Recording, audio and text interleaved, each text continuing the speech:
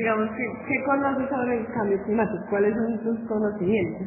Bueno, entiendo que lo que estamos viviendo a propósito del cambio climático es fruto de todos los fenómenos que como civilización hemos venido, pues hablar de fundamental es difícil, ¿no? Pero hemos venido desarrollando, que son dos periodos de industrialización que nos llevaron a depender del consumo energético, porque estamos precisamente desarrollando una serie de situaciones en lo tecnológico pues, que tienen que funcionar de alguna manera. Entonces la explotación a una escala más grande de las fuentes de energía han vulnerado los recursos naturales en términos de su explotación y también en términos de lo que el funcionamiento de todos los artefactos que hoy día tenemos o de esas tecnologías que operamos le han implicado al ambiente para que nosotros estemos cómodos en ese orden de ideas. Entonces, hoy por eso hablamos de la huella de carbono, que es como medimos el impacto de todo el consumo energético que en el día a día nosotros necesitamos. Entonces, ¿eso qué hizo? Pues que la naturaleza resistiera ya un consumo desbordado de las fuentes energéticas y entonces vino el impacto de eso en términos de afectar la sustentabilidad del planeta. Ahí entiendo que nosotros hablamos, o desde los años 60 y 70 para acá, se empezó a hablar de lo que debe ser sostenible en términos de que crezcamos en ese impacto de lo que el uso de las herramientas tecnológicas y todos estos procesos de industrialización implica. O sea, ¿cómo hacemos para seguir explotando los mismos recursos sin afectar los recursos de las civilizaciones o más bien de las generaciones que vienen? Entonces ahí se empezó a hablar de lo sostenible. Hoy en día ya digamos que hay como ciertas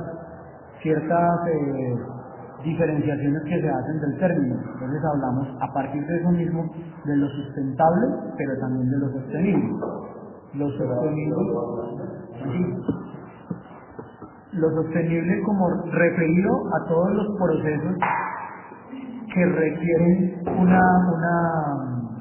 a todos los procesos que requieren un esfuerzo nuestro para que puedan funcionar, ¿sí? Y lo sustentable es, a través de esos esfuerzos que nosotros necesitamos para que las cosas funcionen, cómo afectamos los ciclos naturales que se dan precisamente en nuestro entorno. Entonces, cuando nosotros empezamos a explotar los recursos, afectamos la sustentabilidad del planeta. Por eso el clima cambió. Y ahora, digamos, las consecuencias que tú evidencias de lo mismo que bueno,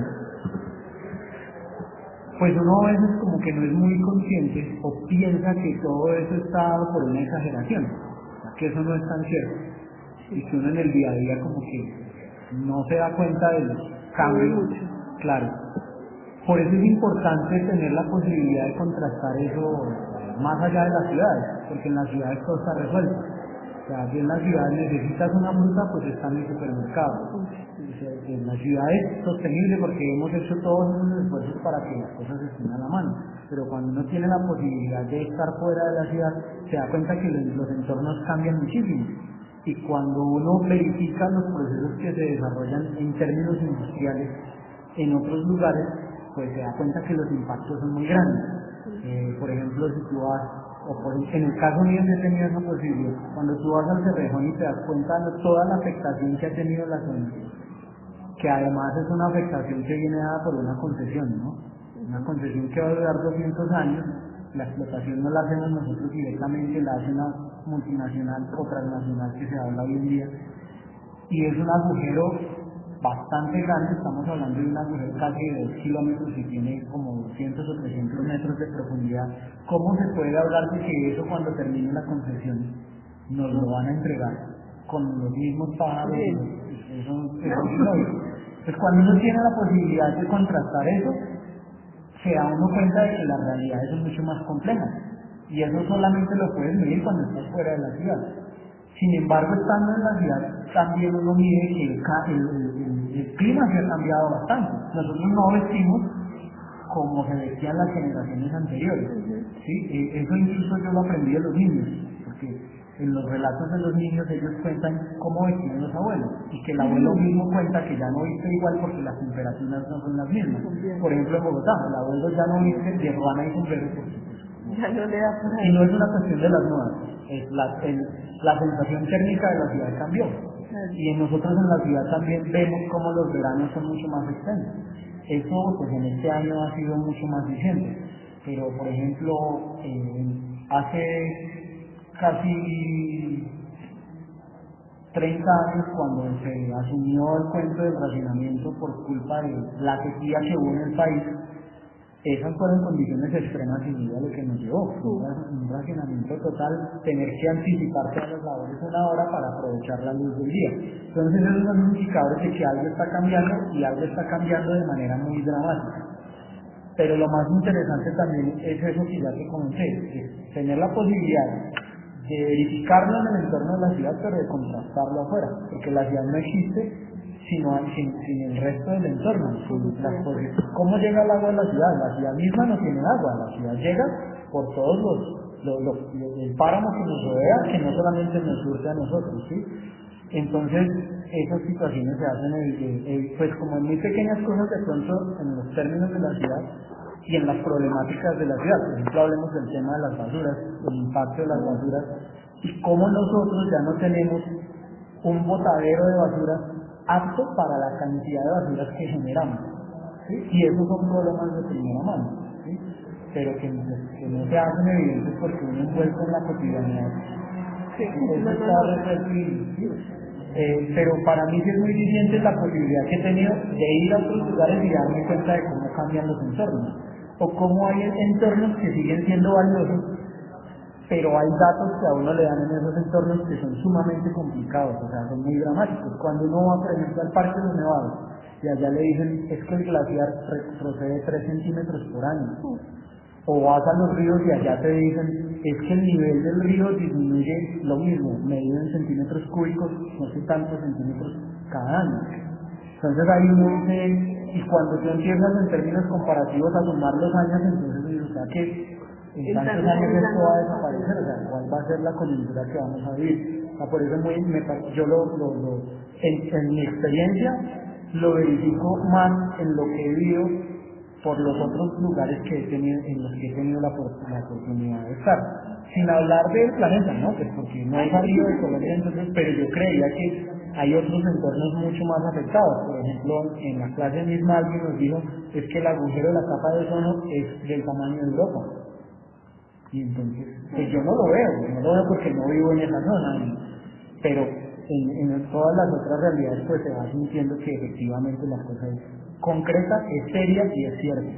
Hay muchos programas que muestran, digamos, los impactos que se generan en otros países y como hay diferentes políticas para contrarrestar, digamos, en empresas que tienen un cierto límite de producción de carbono, si no estoy mal, y si se sobrepasan, les cobran una multa. También está el tratamiento de basura que generan energía para los carros de basura.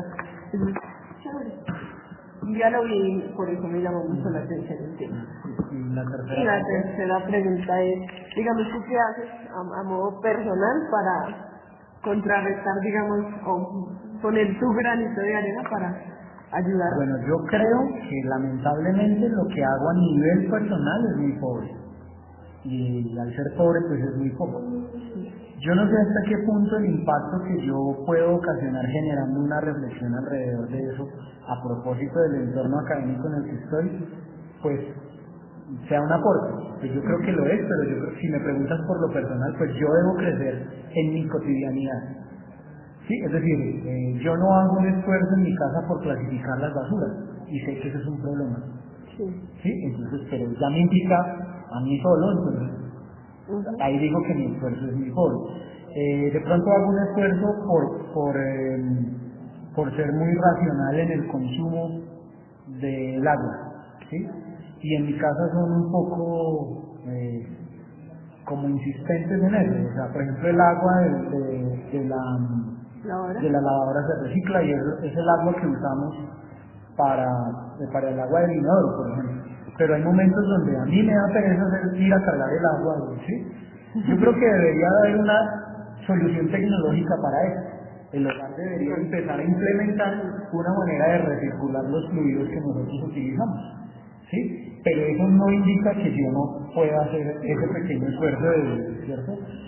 Por ejemplo, bueno, hago un esfuerzo con el uso del papel, ¿sí? Yo no recibo ya trabajos, o hago lo posible por no recibir trabajos en físico, pues porque ya los medios me dan la posibilidad de que yo los reciba de otra manera. Y pues en eso sí creo que además es el esfuerzo que tenemos que seguir haciendo todos, porque además yo que hago llenándome de papel, si finalmente lo voy a desechar, es una cosa que no tendría un sentido. Pero yo creo que en términos personales, mi actitud frente a la situación sí puede ser mucho más efectiva, ¿sí? Pero ahí creo que me falta una cosa fundamental para todos los procesos que uno lidera en su vida personal: disciplina. Entonces hay que alcanzar la disciplina si ya lo entiendo, pues tengo que tener la disciplina de ejecutar lo que entendí, por ejemplo. ¿Sí? Pero creo que por lo menos digamos que en esa parte de lo que es mi labor, lo que representa mi ejercicio profesional, de venir a brindar unas posibilidades en términos de dejar esa semilla de la inquietud que nos permita entender las problemáticas, que nos permita quedar inquietos con eso, pues aporto un poquito, puedo hacerlo mejor, pero pues por lo menos, y no son inquietudes solo para mí, son inquietudes para todos. Por ejemplo, a propósito de lo que te decía, los montañistas tienen una frase que a mí me encantó, y es que ellos dicen, cuando yo tuve la oportunidad de conocer uno de nuestros nevados, a propósito de lo que ya te comenté, ellos dicen: cuando conozco, quiero. Entonces lo paran a uno frente a un frailejón y te dan los indicadores. Eso es muy importante, entender los indicadores de la naturaleza y asumir que la naturaleza hace procesos muy lentos. Pero para la naturaleza no importa la lentitud, la naturaleza tiene todo el tiempo, nosotros no. Si cuando te paran frente a un frailejón y te dice: el frailejón crece 1 centímetro por año, y estás parado frente a 3 metros, pues ahí hay 300 años. Entonces no te vas a ir a darle una patada al frailejón, pues porque... Y eso crea unos niveles de conciencia y lo afecta a uno positivamente. Y cobra mucho sentido la frase que te dijo el montañista: cuando conozco, quiero. Yo ya sé que pasa eso con el frailejón, entonces ya mi sentido de pertenencia cambia, o entiendo qué cosa es un sentido de pertenencia, no de propiedad, porque nosotros con la naturaleza, a partir del control que hemos querido tener sobre la naturaleza, asumimos un derecho de propiedad, y la naturaleza no está escriturada, donde dice que nos pertenece.